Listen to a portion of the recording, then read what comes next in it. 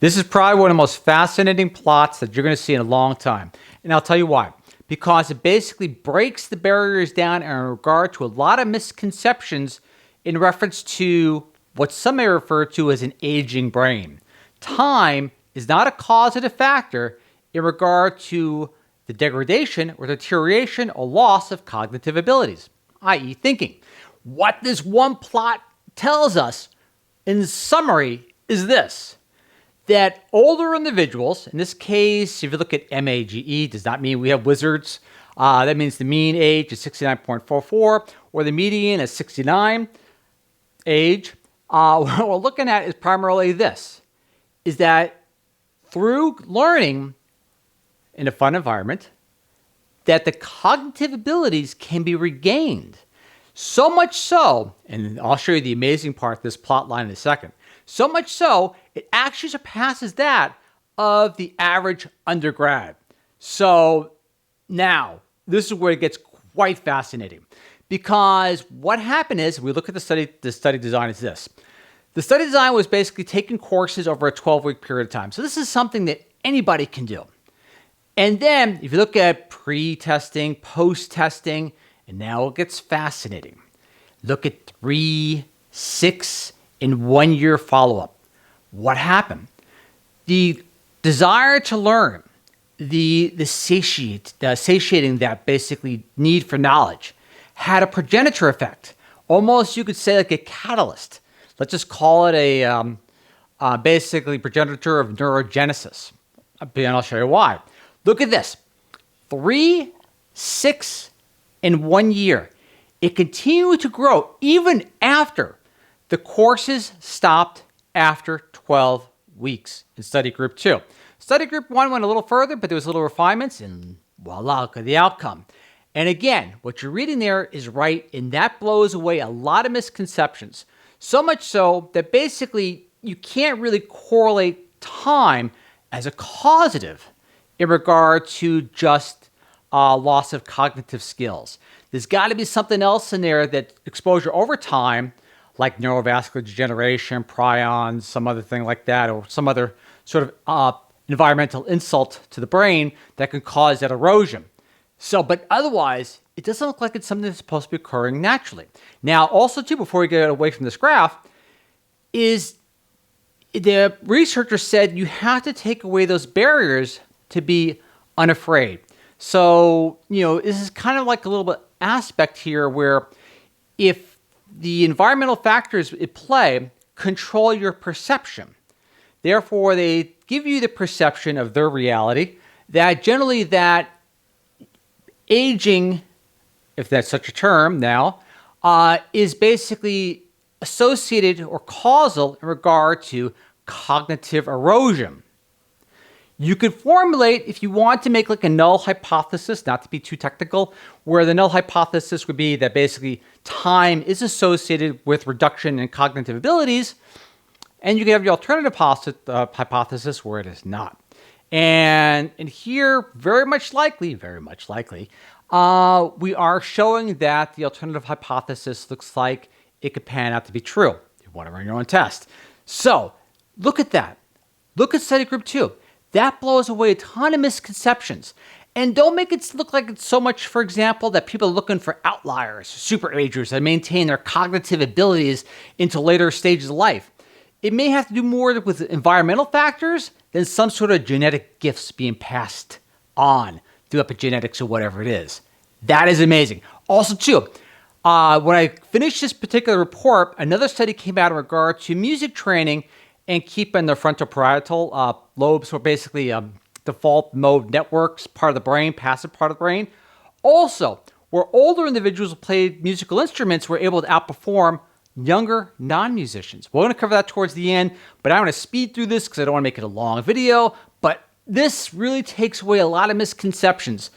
And I don't like the word aging because it almost begins to incorporate biases and prejudices, when reality, that is just someone else's perception of reality. So let's get right into it as follows. All right, let's study as is. Now remember too, when I took nutrition back in the early 80s, there we had remember a lot of the misnomers? You're born with a certain number of brain cells, and then someone drinks a beer, and so many die, and boom, boom, and that's it. And so many of those things, or those popular misconceptions, at that time was considered almost like a biological law, have been, how would you say, discredited with future studies. So always keep an open mind. In this case, don't stop learning, because the dynamics can change and mess up with someone's machine learning model real easily. Here we go. Ready? Older adults may achieve same cognition as undergrads. A set of recent studies demonstrate for the first time that learning multiple new tasks carries benefits for cognition long after learning has been completed. 1 year after they learn new skills, the older research subjects tested higher for certain cognitive tasks than prior to learning. Consistently, the scores for cognitive functions increased on average by at least 2 to 3 times, sometimes more. The overall cognitive scores at 3, 6, and 1 year after the intervention were significantly higher than before the intervention. And again, I want to reiterate, this is not a difficult task, but to proceed. More than 3 times higher by many measures. In fact, the more time passed after learning had ceased, the higher the scores grew.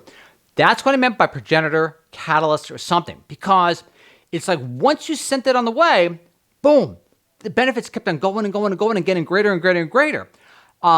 Which is interesting. It's like almost like a deviation of a compass, but on a positive route. So imagine a society where basically you encourage an individual, maybe go for a few weeks or 3 months out of every single year as time moves forward. Wow, that can have an incredible cognitive benefit for society as a whole. Remarkably, the cognitive scores increased to levels similar to undergraduates taking the same cognitive test for the first time. Our finding of continuous cognitive growth in older adults is unique because most studies show only maintenance of cognitive abilities or cognitive decline over time. Again, null hypothesis, saying cognitive decline over time. Alternative hypothesis, maybe not. The key to the difference, summarizes, is learning multiple tasks, is learning multiple tasks simultaneously in an encouraging environment similar to what children experience, i.e., help learning become fun again, not so laborious. Quote, the time and energy commitment to do so was similar to a full graduate course load, according to the researcher and her colleagues wrote in the paper. 1 year cognitive outcomes from a multiple real-world skill learning intervention with older adults. Quoting again, it is further affirmation of our past research which demonstrate that older adults can learn by emulating the learning behaviors of children. Among other things, it means older adults must approach learning with an open mind, unafraid of criticism and failure, receptive. See the biases, how you end up reading the words as you may speculate they may be, so to say. Receptive to instruction, willing to learn multiple tasks at once, and with the belief they can improve with effort. So basically, you're creating a fostering environment very similar to when a person first comes into school again. How cool is that? Now, we're going to look at the full study, but I want to bring your attention to the full study, and we'll look at the conclusion for the full study as well. Again, please forgive the speed at which I'm speaking. Because they bring up a lot of footnotes. And these footnotes are important because the popular belief, and you could not have a more opportune time for these studies to come out, because we have a certain political events going on, and not sides one way or the other, but however, though, it's really creating the wrong prejudices in regard to ageism, which is another word which needs to go by the wayside. Full study, for example. Promising research over the past few decades has revealed that fluid cognitive abilities, working memory, cognitive control, episodic memory, can increase in older adulthood. So much for their cradle-to-grave marketing, because it really makes a really interesting dynamic, because individuals, I'm not going to say older, individuals which are born, earlier than others, so to say, or later, depending on how you're looking at the time spectrum, literally they should be valuable assets, to society as a whole, not just to pass down wisdom and knowledge, but to build upon the knowledge that they have over an entire lifetime above and beyond that of just graduating from an academic institution would be super cool. Now, to proceed. The full study, I'm only going to take the excerpts. We demonstrate, quoting, that learning multiple new skills in older adulthood is not only possible, but also may lead to considerable long-term cognitive growth. Quoting, we found general sustained significant improvements even after 1 year in multiple cognitive domains, cognitive control, work and memory, and episodic memory. Importantly, performance on these specific cognitive assessments was not trained during the intervention, meaning they became acclimated to routine testing. Now, to conclude, research in this direction may provide additional support for the theory that promoting learning environments from earlier in the lifespan during older adulthood, i.e., coming to school for the first time, preschool but all over again, can lead to considerable cognitive gains. Says such evidence could reduce negative stereotypes, ageism, about cognitive abilities and learning in older adulthood and foster optimal cognitive and functional growth through late life, i.e., all because a person has been around longer doesn't mean that they no longer have their cognitive skills in place. In some cases, if they were lifelong learners, you could see where their cognitive abilities may be above and beyond the general undergrad, so to say. No insult to the typical younger undergrad. So here we begin. Also, too, I want to look at the study design because I want to reiterate towards the bottom, as you see, intervention, 12 weeks, and the follow-up time, because that's the part that is amazing. It's not like they're in school 3, 6 months or a year. It's only 12 weeks, and boom, let's just use the word, some sort of genesis. I was going to use neurogenesis, but that would be publisher bias, is taken hold, and boom, it just keeps on going and going and going like you water a plant. Because every year, maybe, you need to water because the study only went, or should measure it after 1 year after the 12-week intervention. All right, now, this is what came out after. It is equally fascinating. I'm only going to bring a brief excerpt in regard to it because of time constraints. Musical expertise makes older adults better listeners by keeping brain young. Again, we're taking basically a popular belief that some people assume is a medical law or biological law and turning that around and saying, hey, we have some questions in regard to that particular paradigm. To proceed, default mode network. When you see that, you're looking at basically passive areas instead of areas of the brain that do passive tasks as opposed to being external. And guess what? The older individuals in regard to music outperformed the non-musicians, which are much younger. To proceed, which could explain why if you look at a lot of musical celebrities, their cognitive skills are quite adept. To proceed, the research found that older musicians outperformed older non-musicians and even equaled young non-musicians in identifying audiovisual syllables under noisy conditions, like my videos. By analyzing their brain activity, the research revealed two mechanisms that old musicians adopt to counteract aging: functional preservation and functional compensation. In addition, the researcher found that older musicians, in comparison with older non-musicians, also showed greater activation of frontoparietal regions that support multiple tasks across domains and greater inhibition in task-irrelevant DMN, again, default mode network, parts of the brain which are passive, not active, that help avoid interference. Now, you may have seen avoid interference a long time ago. For example, we did a study in older brains, and they found out what ended up happening is a lot of individuals, they weren't not aware of things, but what occurred as opposed to a younger brain was able to take out a lot of non-relevant information, where older brains just took it all in and therefore created kind of like a fog. To proceed, quote, playing music makes older adults better listeners by preserving youthful neural patterns, as well as recruiting additional compensatory brain regions. Quoting again, our study provides empirical evidence, that's a strong word, to support that playing music keeps your brain sharp, young, and focused, quoting the doctor.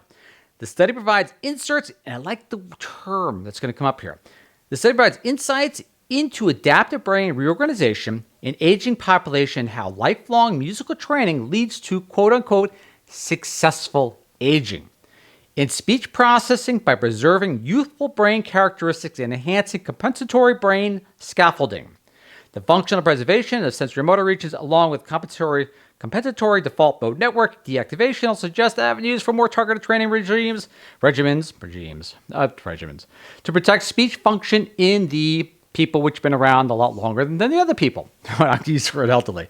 But there it is. You see, for example, what you have available, make sure, that's just the footnotes, is you have literally two great studies that came out fairly close to each other, questioning the authoritarian approach or the repetition, reiteration, to ad nauseum, that age is a causative factor in cognitive decline.